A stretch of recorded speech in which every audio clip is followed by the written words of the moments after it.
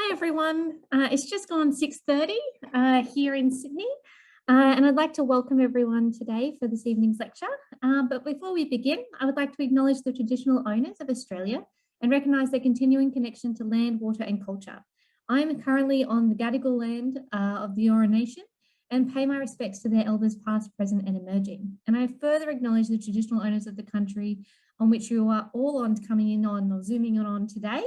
And pay respects to elders past, present and future there as well. So tonight I'm really excited that we've been able to welcome James Donaldson from the University of Queensland. Before I get to James's introduction, just a couple of things for this evening. We are obviously going to have a Zoom lecture online, and so I hope that you're all comfortable and have a nice glass of something to enjoy our lecture tonight. We will try and make sure that there is time for questions and answers at the end of this evening's proceedings, but to make sure everyone can collect their thoughts, we will actually pause between the lecture and answering those questions. So Craig will run and moderate that at the end of this evening's lectures. We also have tonight, closed captions is turned on. So if you would like to follow along on closed captions, please do so. You can select that in the panel down the bottom of your Zoom screen. If you have any issues, please send us a message. And with closed captioning, it is done live via Zoom technology. So we apologise for any misspellings, any errors that do crop up in those as we go through. But welcome and thank you so much for joining us this lovely Thursday evening.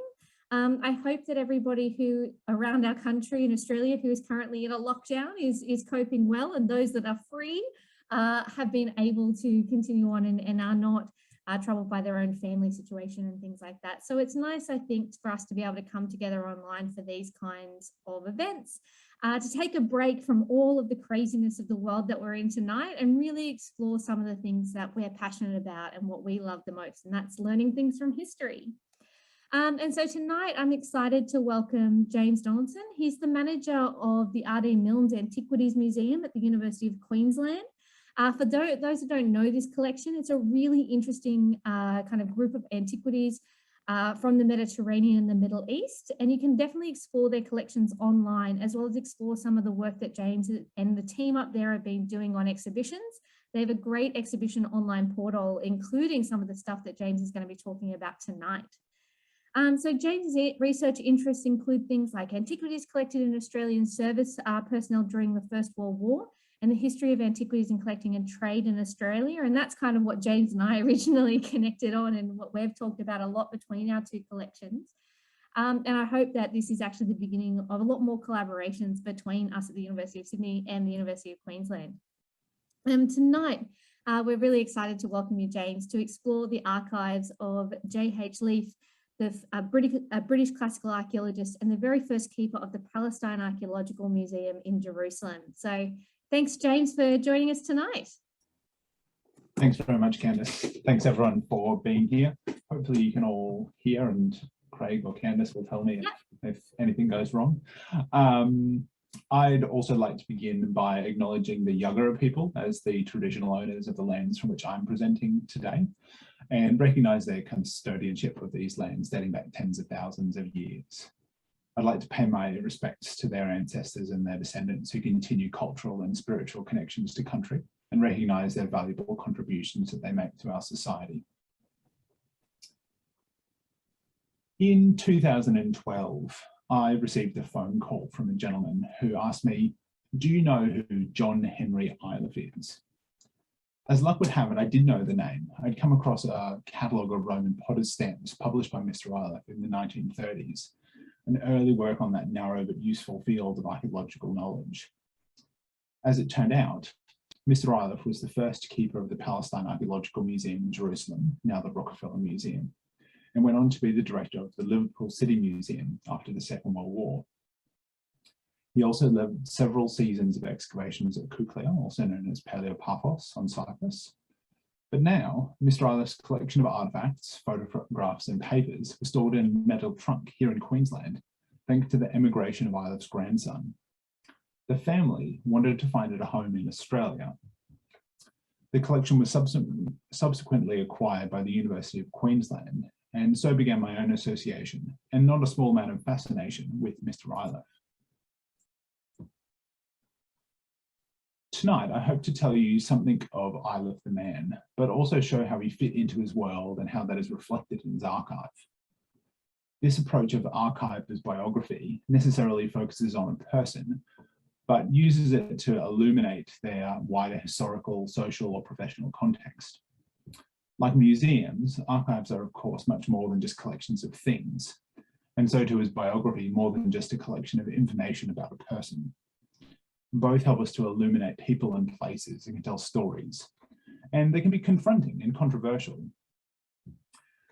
To start then, I'd like to give you a bit of a biography of the archive itself and what has been done with it at UQ over the past 9 years. I'd also like to take a chance to talk briefly about terminology. Tonight I'm going to use the term Palestine throughout to denote the country's name under the British Mandate, today known as Israel and the occupied Palestinian territories. When the archive came to UQ, it was stored inside of this large metal trunk that you can see in the top left-hand corner here, emblazoned with the name J.H. Iliffe. The collection was divided between the University of Queensland's Special Collections Branch, the Fryer Library, and the Iliffes Antiquities Museum, who acquired the 3 antiquities included in the collection, which you can see here on the top right. I'd like to thank the Fryer Library staff, past and present, for their work on the archive, and UQ's digitisation team for their assistance and work on making this collection more accessible. The 3 artefacts held by the museum include an archaic limestone Cypriot head, an Eastern terracotta bowl, and a mystery vase that you can see in the middle here, with an impressed core decoration that I've never been able to properly identify. If anyone has any bright ideas, I'd be really pleased to hear them in the questions. The sculptural head and bowl had obvious interest for Iliffe, as he had excavated for several seasons on Cyprus and published that catalogue of terracotta stamps from the Mediterranean in the 1930s. The archive, held at the Fryer Library, contains 4 or 5 boxes of material, including bound scrapbooks of newspaper cuttings relating to Iliffe's life, 27 letters to the editor on topics relating to his observations of life in Palestine and work in the museum, notebooks and diaries from the 1930s, 40s and 50s, maps, correspondence, article offprints, postcards and ephemera. But the really striking part of the archive initially was the photographs. Over 500 photographs, mostly by Iliffe himself, documenting life and travels in Palestine and Transjordan. His letters to the editor were all illustrated with photographs. And finally, the archive also included a remarkable collection of material relating to excavations on Cyprus. Here we found the original Kuklia day books from the early 1950s and 5 full photograph albums of the excavation, finds and local community at Kuklia. One of the key things we've tried to do over the last 9 years is to research and strategically digitise the collection to make it more accessible. This is ongoing work, with the current focus being on transcription of several diaries in the collection from the 1940s, now that we've digitised that 700 plus photographs. Mostly this digitisation and research has been linked to exhibitions at the Antiquities Museums, which use portions of the collection. In 2014, alongside an exhibition on the history of Cyprus, we partnered with the Fryer Library and UQ's Digitisation unit to digitise one of Iliffe's Kuklia photograph albums with metadata drawn from the excavation negative register, which is also preserved in the archive. It was a little bit of a test case for us on using this archive and getting it digitised and making it accessible. In 2018, again partnering with the Fryer Library and the Digitisation unit, we embarked on a much more ambitious project to digitise and describe all 500 plus photographs from the original archive and create an associated photographic exhibition. That exhibition, Contested Histories, curated by myself and the museum's director, Dr. Jeanette McWilliam, used several photos from the archive to explore Mandate era Palestine and challenge visitors to consider the practice of recording, interpreting, and in some cases creating history. I spent numerous hours with the collection researching and describing photographs initially before the library's metadata creator worked to update and expand my initial identifications. Alongside this, the library team worked to scan all of the photographs and rehouse them into organised albums. This work was supplemented by input from the British Mandate Jerusalemites Photo Library group on Facebook, who contributed their own vast knowledge to help us update the identifications of many photos in this collection. The result is over 700 images from Palestine, Transjordan and beyond, fully digitised and described, which are now available to the public worldwide on UU's eSpace institutional repository, alongside the Kuklier album. The high-resolution TIFF files go far beyond the works we were able to feature in the exhibition itself. You can access them if you'd like by scanning the QR code here. But alongside these digitised photos and the associated exhibitions, we've also been building up a story, of course, about J.H. Iliffe himself, and in doing so, building up a picture of the places he worked and the people he interacted with. Which brings us back to our topic of the archiver's biography. I'll illustrate with a brief example before we return to Iliffe himself. This photograph on the left is one of my favourites in the J.H. Iliffe archive. I think it's well composed, it's got a striking combination of contrast, tone, shape, a bit of movement, and it's an interesting subject, and I'm a sucker for old vases. On the back is written "Tinting the Repairs" and the name J.H. Iliffe. Over the last 24 months, we kept coming back to this image, particularly the 12 months where we were developing the exhibition. First, I came back to it after I worked out it was part of a series of photographs that Iliffe sent to a UK illustrated magazine, along with an article entitled "Behind the Scenes in a Museum." The idea of this article was to show people what happened in the back rooms of museums to prepare the displays that they see. I returned to it again after I found a fabulous online database of the collection of the Rockefeller Museum, which allowed me to start identifying the vases. And slowly, this research allowed us to reconstruct the story of the photograph. It was taken in the workshop of the Palestine Archaeological Museum in the 1930s, and the main vase being held here is a Canaanite painted incense stand with bowl from Megiddo dating to 1200 to 1000 BCE. No longer was the image simply a man tinting the repairs on some vases. We knew where the photo was taken. We had found the vases. We knew that they still existed. And then we found the man. His name is Mubarak Saad, and he was a formatore or castmaker with the museum. His son also worked for the museum and went on to be the secretary of the Palestine Archaeological Museum after 1948. And it was Jeanette who found a captioned photograph of Mr. Saad on the right here, looking a little older in 1953, still working in the museum, now repairing the jars in which the Dead Sea Scrolls were discovered. We'd given the photo back its context, and in doing so, transformed how we could understand it and its historical significance. It's only by similarly placing J.H. Iliffe back in this context, just as we try to do with ancient artifacts or with historical photographs, that we can truly understand him, I think. Without this context, Iliffe is just a name, and Mubarak Saad is just a man with some vases. So let's come back to Iliffe and his archive now and explore them so that we can build up a picture of Iliffe and his world from the traces found in that black metal trunk we saw.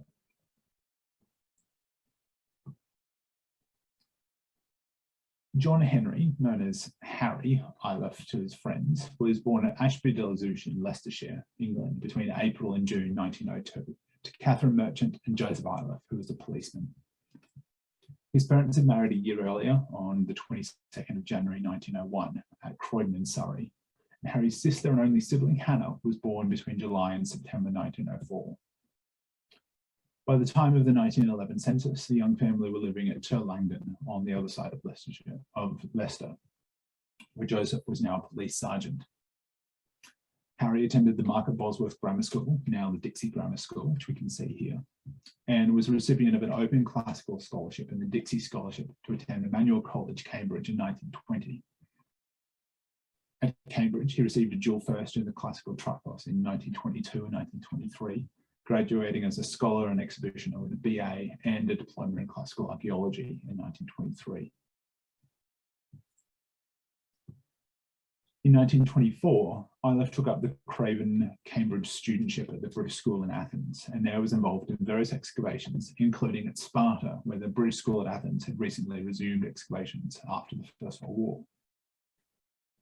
The main focus of the 1924-25 seasons were the theatre and Acropolis complexes, and Iliffe is specifically mentioned in the excavation report for his work in copying inscriptions from the theatre.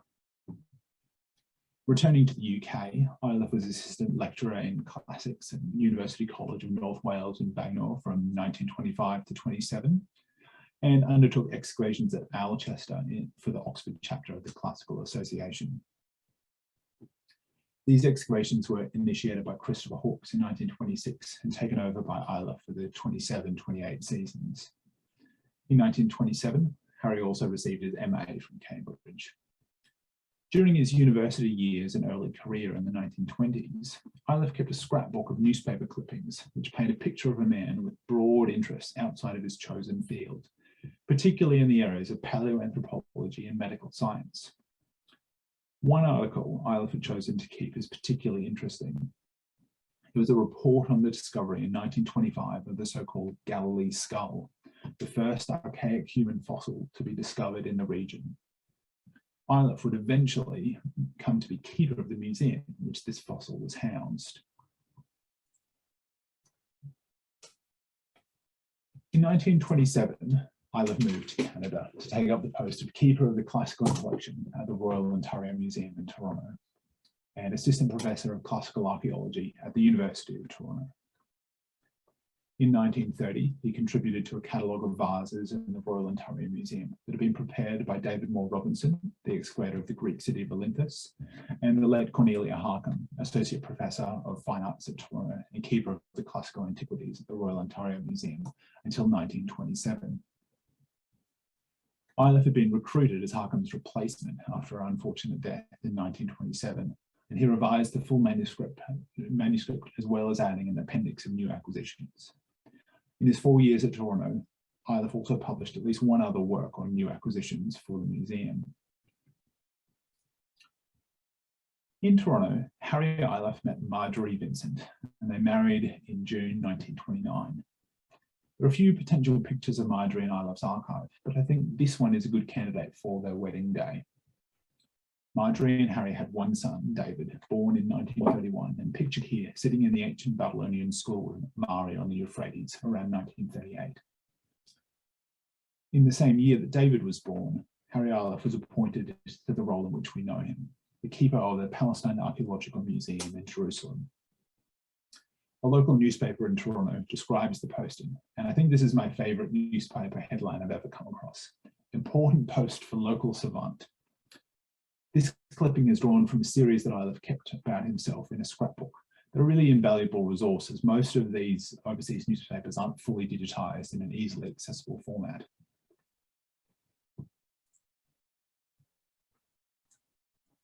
Iliffe came into a Palestine that had seen momentous change over the last 20 years. During the First World War, the area was under the control of the Ottoman Empire. However, during 1916 and 1917, the Ottomans were forced out of the region, with the British capturing Jerusalem in 1917 and Damascus in 1918. Here on the left, we see Allenby's victorious entry into Jerusalem via the Jaffa Gate in an image held by the Australian War Memorial. The capture of Jerusalem by the British was frequently described in terms of a new crusade. At the same time, between 1915 and 1917, the British government made 3 agreements affecting strategically located Palestine: the Hussein-McMahon Correspondence, the Sykes-Picot Agreement, and the Balfour Declaration, concerned initially with securing military lines of communication, then with limiting French control in the region. These agreements all had to do with securing British influence and colonial rule in Palestine after the war. In 1920, Palestine was indeed mandated to Britain, starting what we know of as the Mandate for Palestine, ratified in 1922 by the League of Nations. Britain was to facilitate self-government while safeguarding the civil and religious rights of all Palestinians, irrespective of race or religion. However, the incorporation of the Balfour Agreement also supported the establishment of a new Jewish national home in Palestine. And these competing regional policies created tensions which would define the period of the mandate, to say the least.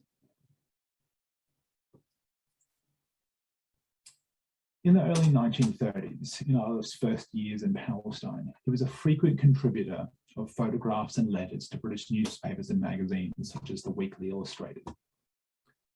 These photographic submissions were invariably accompanied by extended commentary by Iliffe. And while only some of the texts were published, we can see 3 examples here. Also wrote 3 pages of the scrapbook here. The archive contains original copies of all 27 submissions that Iliffe made. They provide a unique insight into Iliffe's early time in Palestine and the things he found particularly interesting or noteworthy, or thought the British public would find interesting. As such, they also give us an insight into the ways that Palestine was represented and received in British media.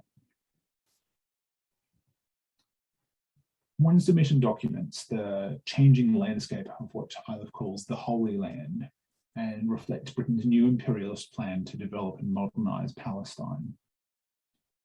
This example was never fully published, but Iliffe's original text appears on the left.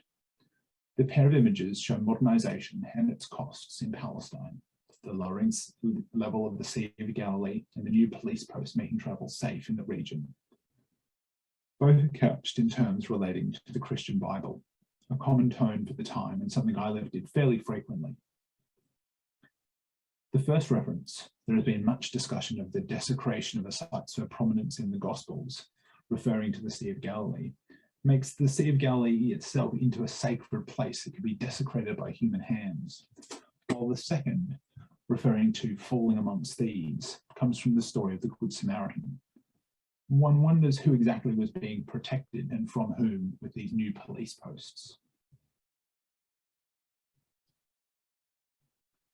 A second letter to the editor concerns the replacement of a bridge over the Jordan at Jacob's Ford, north of Galilee. It contains a similarly biblically charged language. Biblical Palestine, Iliffe says, is disappearing before the advance of new industrialism. While many things in Palestine are still very much as they were in Bible days, these are steadily becoming fewer, he says. This idea that the so-called Holy Land was a place of unchanging antiquity, where one could experience the people and places of the Bible, was very popular in the first half of the 20th century. And indeed, in many ways, it's this idea of the unchanging Holy Land that in part attracted and continues to attract archaeologists and archaeological tourists to the region today. As keeper of the Palestine Archaeological Museum, Iliffe was an important member of the British Mandate government, and his photographs and writing reflect this privileged position. However, they also represent many of the common views of the day about the future of Palestine, and it's frequently been stated that the Palestine Archaeological Museum was kind of feather in the cap of the British Mandate government as it gathered together all the material remains of every major archaeological excavation in the region, the archaeological history of which was literally being written and displayed by Iliffe in the 1930s and 40s. What then of the Palestine Archaeological Museum? Construction on the museum had begun in 1930 with the purchase of a site outside of Herod's Gate in Jerusalem and the laying of a foundation stone, all thanks to a significant donation by Mr. J.D. Rockefeller Jr. But the museum was first conceived much earlier and built on even earlier Ottoman foundations. As early as 1919, the British Mandate government had identified the site of a summer house belonging to Sheikh Muhammad al-Halili, Mufti of Jerusalem in the 17th century, as the proposed location of the museum. Seen here behind the museum with its important pine tree. Let's see if I can note that for you. It's just at the back here where that blue arrow has hopefully just appeared.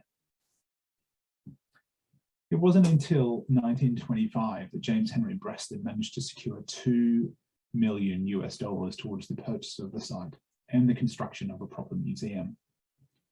By the time that Iliffe arrived at the museum in 1931, construction was already underway, but the structure was not complete until 1935. Images shown at the right here are drawn from the archives of the present-day Rockefeller Museum and show the construction of the museum's domed western hall at the bottom, and evidence of Hellenistic-era tombs discovered in the site and excavated before construction could be completed at the top.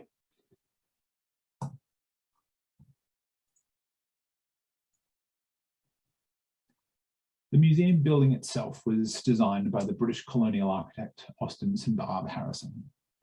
It featured a central court dominated by a hexagonal tower with galleries down each side. Parallel to the galleries were students' rooms where the reserved collection was displayed, and the museum has two enclosing wings that housed offices, the library, preparation and storerooms, service courts and other ancillary services. If I just annotate this again, you can see on the plan here, the central courtyard with its tower at one end, and then we've got these two long galleries here that are named the South and the North galleries, and then next to them down the side, these students' rooms. You can see this image over here is one of the student rooms, and you can see the tower inside and outside here with this view down the central courtyard.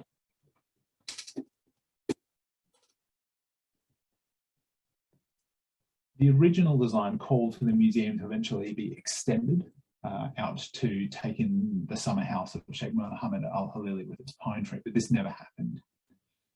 When Iliffe arrived, the local stoneworkers, which we saw on the previous slide, were still completing some sections of the museum and its plantings, and other features were still being finalised. The central court, which we can see on the right here, was decorated with glyphs designed by Eric Gill and a fountain by the Armenian ceramicist David Ohannesson, which we can see in the foreground on the right here.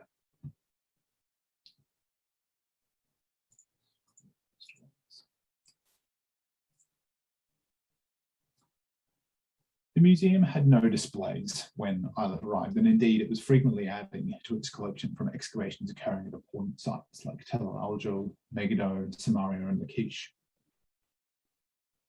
These excavations were all ongoing or soon to commence when Iliffe took up his post in the early 1930s. Although the museum inherited some collections from its predecessors, then stored at the British School of Archaeology, the 1930s were a period of immense work for Iliffe and his team. We met Mubarak Saad earlier, who worked at the museum repairing finds, but Iliffe also worked with a diverse team of up-and-coming archaeologists, many of whom went on to play a significant role in the archaeological institutions of post-mandate Palestine.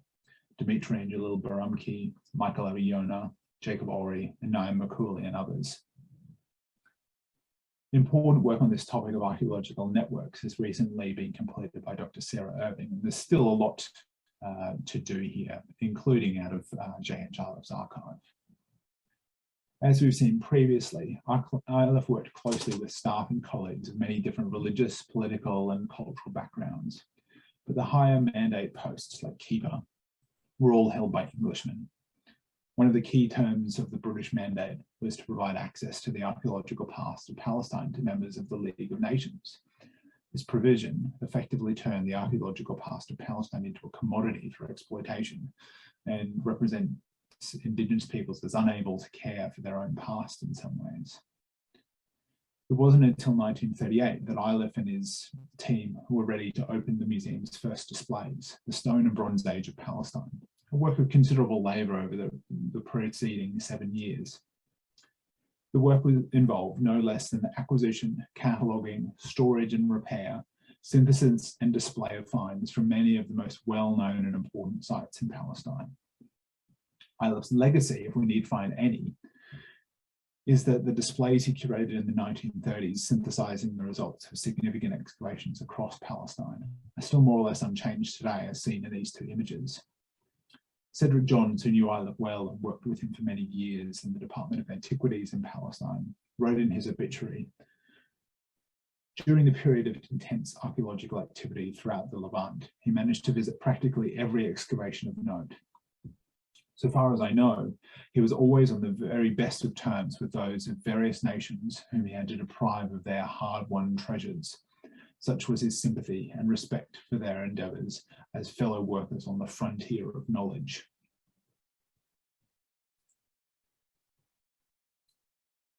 The opening of the museum in 1938 was marred, however, by the assassination of the British archaeologist James Leslie Starkey on his way to the opening from his excavations at the site of Lachish. This attack was one of dozens on British in Palestine during the Great Arab Revolt of 1936 to 1939 in protest over British colonial policies in Palestine. Throughout the Mandate period, and particularly during this 1936 to 39 period, British troops were stationed throughout Palestine to maintain law and order and provide protection to British officials. In the late 1938, a large influx of British troops arrived in Palestine in order to suppress this Arab revolt. These images, this image on the right is one of a series of images taken by J.H. Iliffe in the museum he was employed to maintain, showing British troops billeted inside the museum's cloisters and courtyards with equipment including rifles and supplies propped against walls alongside antiquities. We can see just on the far right here a large Roman sarcophagus with all these soldiers billeted around it. The British troops based in the museum used its tower as an observation and machine gun post to support efforts in the old city to put down the so-called Arab Revolt. This is quite shocking to us today, but shows the way that the museum was part of and supported the colonial structures of the day. Strategically, the museum was and remains important. It was occupied in both 1948 and 1967 by armed forces, hoping to use the tower to dominate approaches to the old city.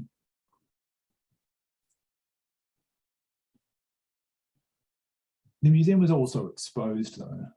Iliffe describes returning to the museum in 1948 during the Arab-Israeli War and not being able to use one of the service court doors as it was overlooked by the Hebrew University on Mount Scopus. This image on the far right here, taken by the Israeli photographer Zoltan Kluger in 1937, shows the way that the university on Mount Scopus in the foreground here overlooked the museum down in the distance by the old city, which is just this white smudge marked by this arrow on the top right-hand corner. Quite aside from the strategic location of the museum, it also demonstrates how political archaeology was in the Mandate and remains today in Jerusalem. The original diaries quoted here, transcribed for the first time, providing new perspectives on this pivotal period in the modern history of Palestine. We'll return to them later to hear in Iliffe's own words about his preparations to leave Jerusalem at the end of the Mandate.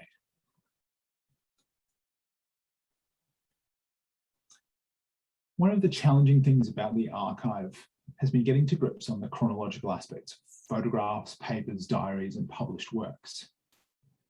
As we've already seen tonight, part of the way through this challenge is to find contact points between the Iliffe archive and places like the Rockefeller Museum, Israeli Antiquity Authority, and American School of Oriental Research archives. Although many of the photographs are undated and most are completely undescribed, it is also possible to make internal connections between parts of the archive that allow us to reconstruct Iliffe's story and how he fits into these broader contexts we've been talking about. These connections help us to learn more about Iliffe's life and work inside and outside of the museum. It will be clear by now that Iliffe was a keen photographer and took care in planning his photographs. In a handwritten notebook in the archive, dated 1936, Iliffe is deliberately planning photographs, including times and conditions to achieve particular effects.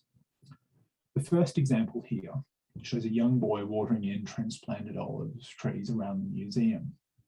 The photo was a submission to a photographic competition in 1936. And you can see the original photo book here says transplanted olives, full grown at the PAM, Palestine Archaeological Museum. It provides some really useful context to this image that we didn't previously have. The second image shows a view of the museum from the slopes of the Mount of Olives on the Jericho Road, and the third is of a man on a traditional loom in Gaza. And both of these we can see are described in this original photo book by Iliffe. One is about glimpses or studies of the museum, and the other one is all about local industries. We can see different things listed here: glass at Hebron, pottery making, metalwork, various things all listed here.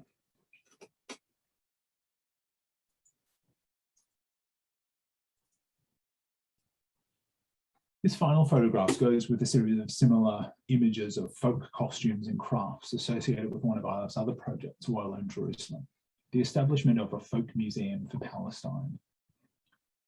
The idea was laid out in a 1936 paper that he gave at the Museums Association conference in Leeds. Over 900 artifacts, including pottery, basketwork, jewellery, rugs, saddlery and occupational tools, and also some 50 representative costumes from various parts of Palestine, have been collected between 1934 and 1936, housed in the Old City near the Holy Sepulchre. Iliffe perceived that time was short, as the traditional clothes and tools of Palestine were being quickly supplanted by imported substitutes, he wrote in the paper. Interestingly, a spiritual successor of this museum now exists in the form of the Palestinian Heritage Museum in East Jerusalem. Images held in the UQ archive map some from a 1930s photography register, now held by the Palestinian Heritage Museum, founded in 2012 and associated with the Dar al-Tifl al-Arabi School.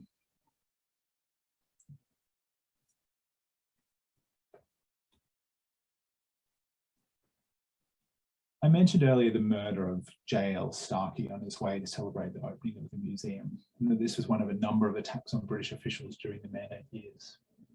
Iliffe himself was attacked a year later, in 1939, by an armed assailant who shot him through the lung outside of his home in Jerusalem, while putting away his car after visiting the noted Jewish-American archaeologist Nelson Glueck. Iliffe survived the attack, but initial reports in the Canadian press suggest that he had been killed. Glueck's account of the event on the right here is quite extensive, and I've only been able to excerpt a few sections. The archive itself contains several different news articles covering this attack.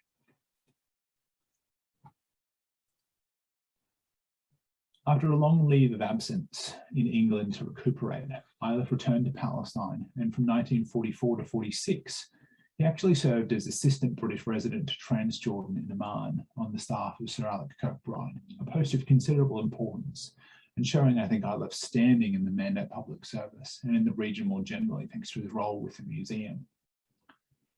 The archive contains significantly less photographic material that could be definitively placed in the 1940s, but does include numerous other diaries and pieces of ephemera, like this Transjordan identity card, which throw light on that decade.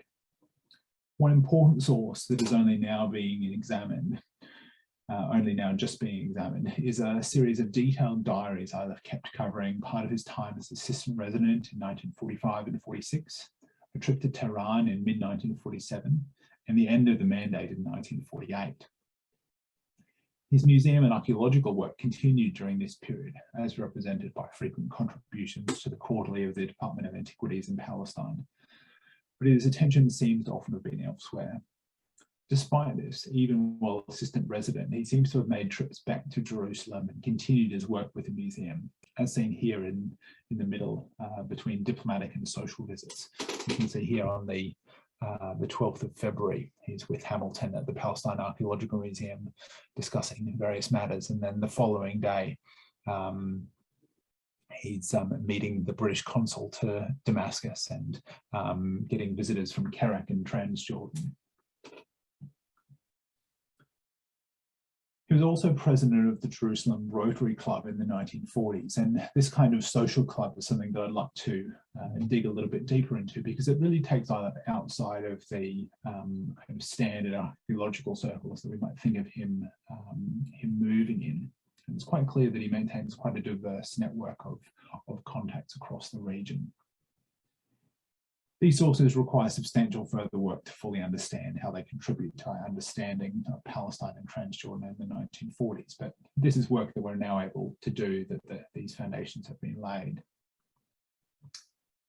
The Palestine Archaeological Museum was closed for much of 1947, and most of the foreigners living in Jerusalem, including Iliffe, were moved to secure compounds such as the German colony. You can see a newspaper article about the things that they got up to while inside the German colony on the left here. In a diary that he kept in 1948, Iliffe describes conditions in Jerusalem in the lead up to the end of the mandate, which I've included here on the right with a transcription. This includes his flight from the museum with R.F. Jardine, the land commissioner, across the border to Amman to stay with Christopher Pierre Gordon, first secretary of the Transjordan administration. The description right at the end here is quite interesting, I think. He describes it in terms of refugees, and he must have known that there were a lot of people that were leaving Palestine at the time, many of whom weren't actually ever able to return or never felt safe enough to return. Iliffe himself did return at least once to look at the museum, but I think it's interesting here. He must have known that people were leaving, but I think people felt that a lot of people would be able to return again. I certainly get that impression from this whole diary that I'm currently transcribing, that people would be able to come back. The museum's local staff mostly stayed at their posts in order to try and maintain the security of the museum and its collections, although Dimitri Baramki frequently corresponded with Iliffe and visited him in Amman several times to keep him abreast of the developing situation. While in Amman, Iliffe received news that he had been awarded the OBE, but he seems rather embarrassed by it, actually. I've included the transcription here. He says, "Received news. My first thoughts were incredible." He's obviously been saying some things that weren't so nice about people that received the OBE. But then he thinks that it must have been a mistake. So he just decides to say nothing about it until a couple of days later when his wife, Marjorie, contacts him and says that actually, no, it's correct and he's received the OBE. During this time in Amman in 1948, he also received news that he'd been appointed to the directorship of the Liverpool City Museum. And this is the post that he was to take up once he returned to the United Kingdom in late 1948.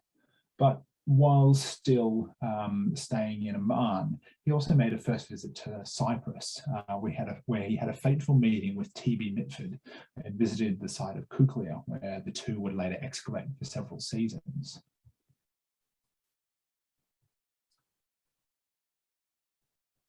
Iliffe's time in Liverpool after 1948 was not fruitful.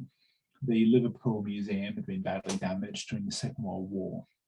In the first days of May in 1941, a German attack on Liverpool had caused significant damage to the museum, which is documented here in these two photographs. We see the museum's main hall with its Egyptian antiquities in 1932 on the left, and again in May 1941 after it was bombed. It was the legacy of this bombing that Iliffe inherited on taking up the Liverpool Museum's post in 1948. The museum was closed and mostly inactive, and to make matters worse, in post-war Britain, funding was short for damaged museums. It wasn't until the year of Iliffe's death that Liverpool finally had funds to start implementing his vision for the post-war museum. One significant item acquired by Liverpool in 1951 was one of the jars in which the Dead Sea Scrolls were first discovered in the late 1940s. Iliffe was still working with the museum during the period of the discovery, but it wasn't until 1949 that Cormoran Cave 1 was formally excavated by Iliffe's close friend, Gerald Lancaster Harding. Several images of the Cave 1 scrolls are included in his archive. This example that I've included here is a fragment from Deuteronomy, but I've not been able to work out exactly which fragment it is yet. These images must have been sent to him by Harding, I think, and Harding was also responsible for securing the sale of the jar, the Liverpool jar, to that museum by the Palestine Archaeological Museum. Given the setbacks at Liverpool, I think the saving grace for Iliffe was his work on Cyprus, where he excavated at Kuklia or Paleopaphos for several seasons in the early 1950s with TV Mitford. He first visited the island in 1948, as I mentioned, and we can see here the diary entry recording his first meeting with TV Mitford. In several days, they spent cycling around the farther corners of Cyprus together, including a fateful visit to Kuklia, where they viewed the site and museum and met with locals. The Kuklia excavations were a collaboration between St Andrews University, where Mitford was lecturing, and the Liverpool City Museum, where Iliffe was director. The resulting finds, illustrated in the original albums and daybooks preserved in the archive, mostly stayed on Cyprus, of course, but a portion were given to St Andrews and Liverpool under the colonial partage agreement that saw part of the finds assigned to the excavator for their home museums. Part of the excavation archive exists at the Liverpool World Museum, successor to the City Museum, and part is now held by UQ. Additional holdings of archival material are in private hands with Franz Georg Meyer, and an important publication of the St Andrews and Liverpool excavations by late Hector Catling has only recently appeared.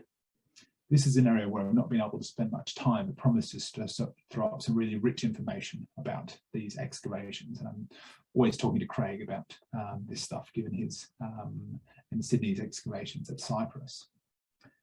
Peter McGaw, the director of the Department of Antiquities for Cyprus, wrote of the Liverpool St Andrews excavations. The dig revealed the importance of Aphrodite's city in the Bronze Age, and from the debris of an archaic sanctuary built into a Persian siege mound in 498 BC, recovered statuary of high quality and syllabic inscriptions of exceptional interest. F.G. Meyer's work on archaeology on Cyprus in the 1950s demonstrates that here too Iliffe maintained close contacts with excavators of many nationalities working on sites across the island, a practice which he first picked up working with the Palestine Archaeological Museum.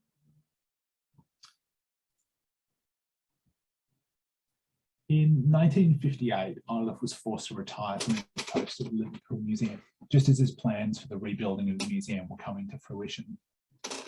On top of his existing ill health due to the wounds sustained in Palestine in 1939, Iliffe had been sole survivor in his carriage during the 1951 Wheaton rail crash. On Friday, the 21st of September 1951, he was travelling to London on the 8:20 a.m. service, which derailed at Wheaton, south of Rugby. 15 people died in the crash, and a further 35 were injured, including Iliffe. In 1955, he then suffered a stroke and never fully recovered. In 1960, he died at the age of only 58. He was universally commemorated by friends and colleagues in archaeological and museum circles as a talented and personable man of no little talent taken too soon. In one obituary written by D.B. Hard, director of the Ashmolean and London Museum, an expert on the Phoenicians and ancient glass, Iliffe was described in the following way. He'll be remembered with affection and deep regard by friends of many nationalities in many lands. He was a devoted worker in whatever he undertook, and each institution that he served benefited greatly by his presence. His main monument, however, and the one by which he will surely be best remembered, is the Palestine Archaeological Museum in Jerusalem. The great reputation as a museum and cultural centre that institution still bears undoubtedly emanated in great part from his skill and foresight. A fund was established in Iliffe's memory to set up a house bearing his name for Palestinian refugees at the Zerka refugee camp in Jordan. We can see the flyer around this included in the Palestine Exploration Fund Quarterly on the right. J.H. Iliffe's career spanned half a dozen countries over 4 decades and positioned him as one of the preeminent authorities on the history and archaeology of the ancient Levant. Beyond his own life story, interesting and varied though it is, Iliffe was also part of a wide network of archaeologists, museum professionals, and colonial administrators of many nationalities who had a great impact on the modern history and archaeological institutions of the region. It is through Iliffe's archive and life that we can gain new insights into this period. This kind of archaeological biography is incredibly important, I think, as it promises to help us understand the relationships, influences, prejudices and motivations that contribute to the way archaeology developed in the early 20th century. The influence of these individuals on both archaeological practice and museum collections is still being felt today. And Iliffe's story doesn't finish here. The archive is taking on new life notes being digitized and transcribed and made available to the world. It promises to provide numerous projects for years to come and illuminate not only Iliffe's life, the places he worked and lived, and the people he worked with in Palestine, Cyprus, and beyond. Thank you very much.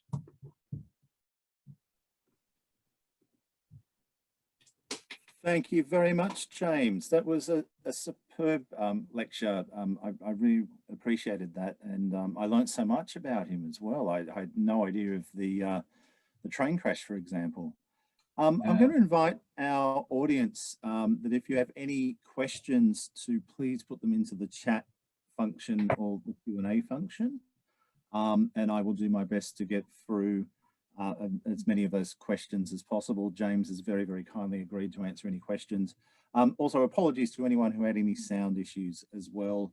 A recording of this lecture will go on to our website at a later stage if there was anything you want to go back and check.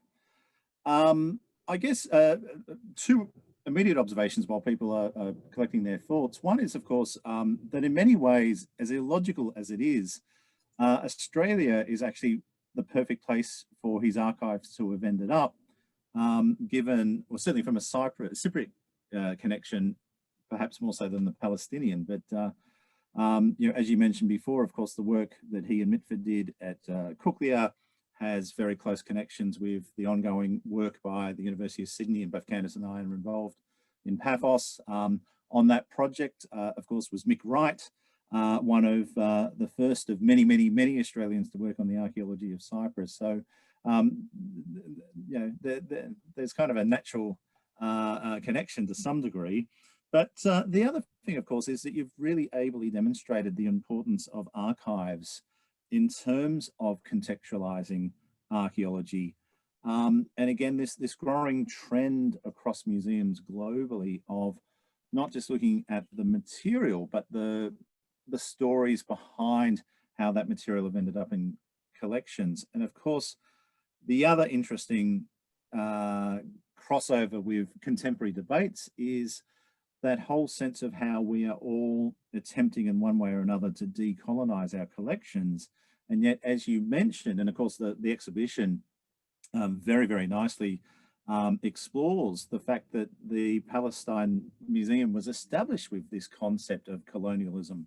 It was a European idea of biblical history, not the reality, and indeed not the reality of 1930s and 1940s Palestine and Transjordan and eventually Israel too. So there's a lot in there for us to think about. So thank you very much, James. I'm going to open up some questions now, if that's okay.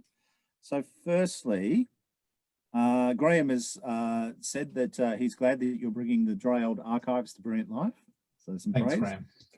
And and Graham also mentions the Rockefeller Museum in 2018, back when we were able to travel. feels like a lifetime ago, doesn't it? But here we go. What do we got? Sandy wants to know if can one visit any sites in Amman connected with him? Not directly connected with him, but he did do some work on the with Jared Lancaster Harding on the Amman Citadel and the development in '51, I think, of the Transjordan Museum there. And the archive has got some different things to do with, I think, a monumental statue of Heracles that comes from the Amman Citadel and a few other things which are visible today. I remember seeing the some of the sculptural material that then I subsequently saw in this archive when I was in Amman in 2013 or 2014.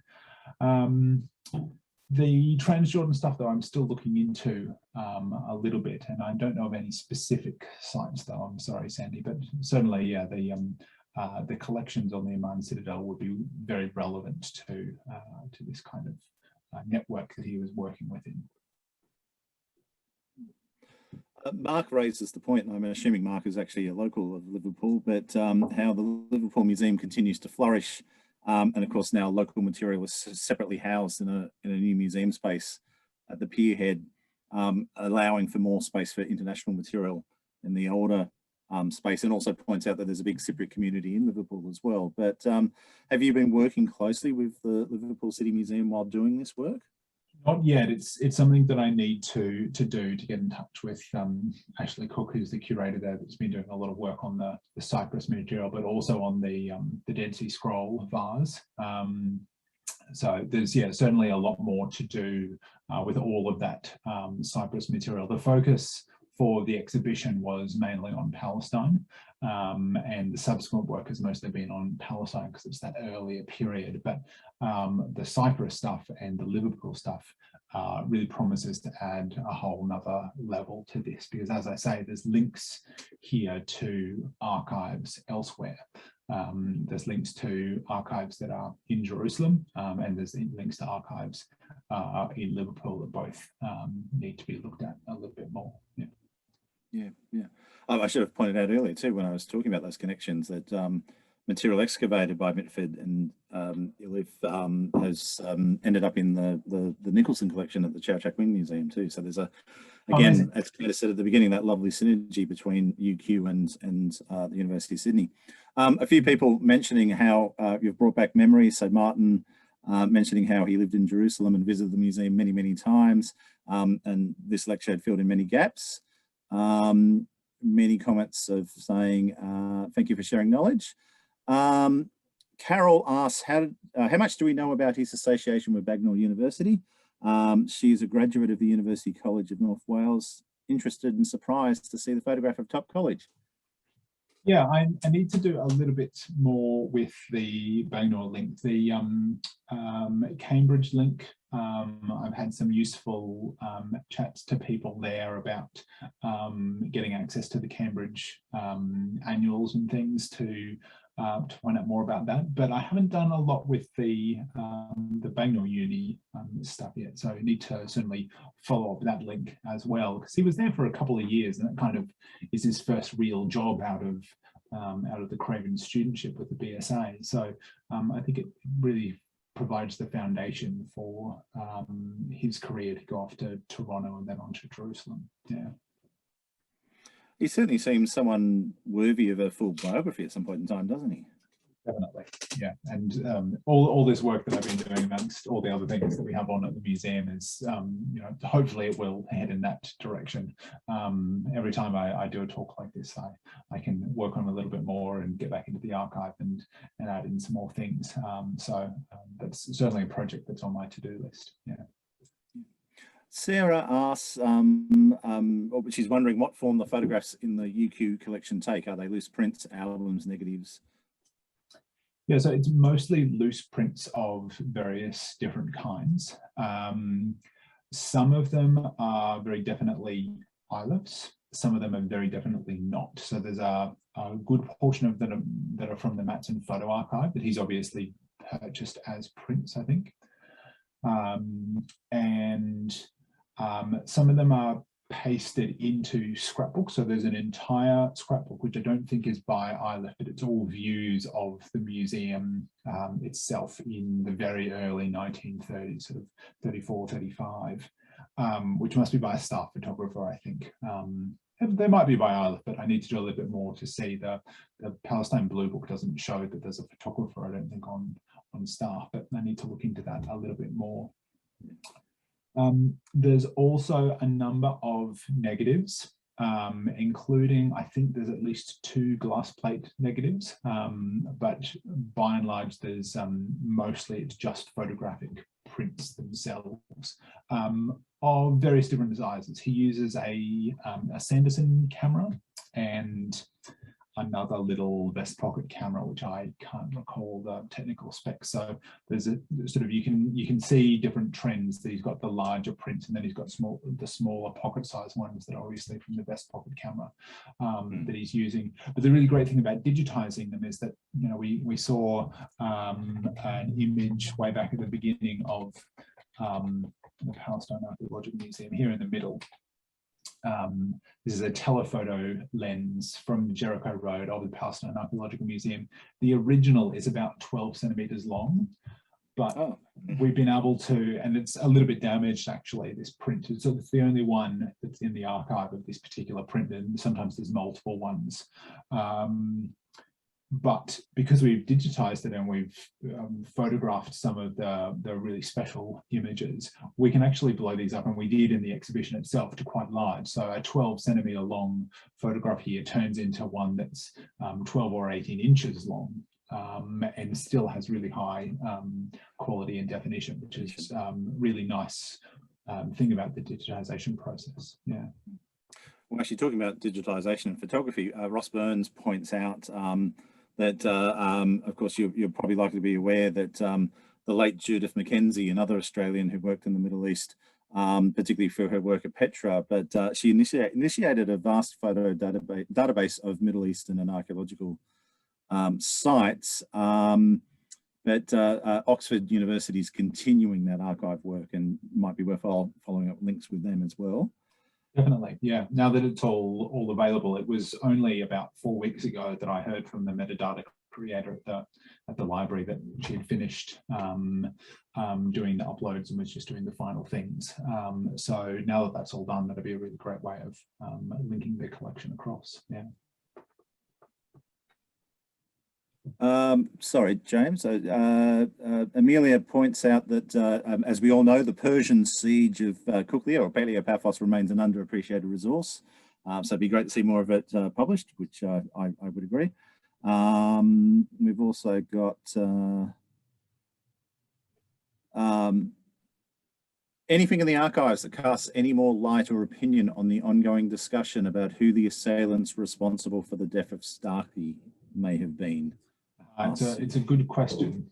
No, not a lot about it. It's not mentioned by Iliffe specifically, but there's plenty of newspaper clippings.